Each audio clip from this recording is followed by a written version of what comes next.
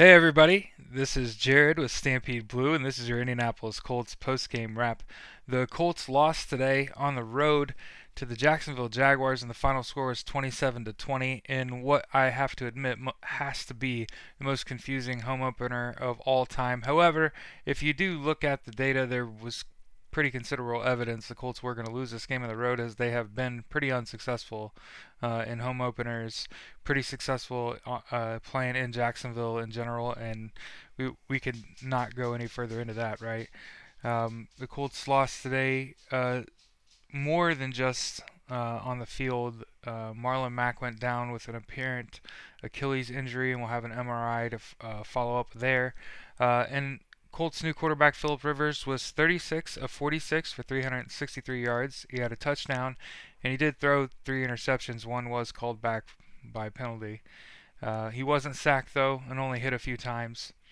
The Jacksonville Jaguars, though, led by Gardner Minshew, who was 19 of 20 for 173 yards and three touchdowns, was sacked four times. So the Colts, even though they were able to provide enough of a pass rush, which is essentially playing good enough coverage that it confused Minshew into giving up coverage sacks a few times, it certainly wasn't the pass rush itself. It was more the look that he got.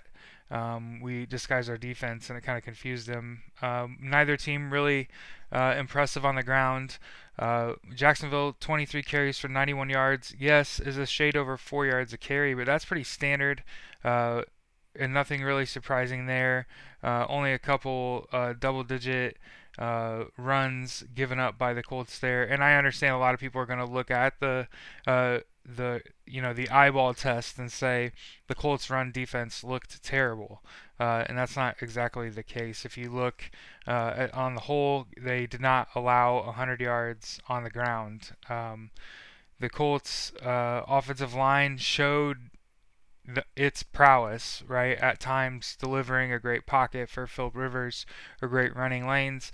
But again, the Colts weren't really doing anything special on the ground, especially in the wake of the Marlon Mack injury. So the Colts will move on and open at home to the Minnesota Vikings, who last I checked were losing 43 to 26, and Green Bay had the ball with 4 minutes left in the fourth quarter. Today, Paris Campbell was leading receiver and often looked at, and even late looked at in the game there. And gosh, I think we can get a little closer than that on that deep out route that Paris Campbell absolutely could have run under had he, known that was ball was coming.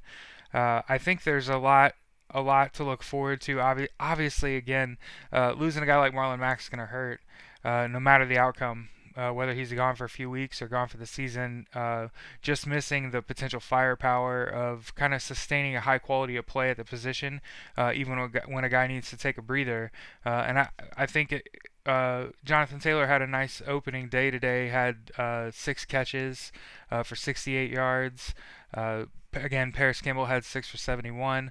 So, like I said, I think you can take this one on the chin and say, this is a terrible division game to lose. However, it is on the road. Would be devastated if this were a home loss. And then expect to bounce back against the Vikings, who will also be looking to bounce back, as they have had. I would call that kind of an anemic showing from Kirk Cousins. He should get tested to see if he has COVID. But anyway, this has been Jared with Stampede Blue. This is your Indianapolis Colts post-game wrap.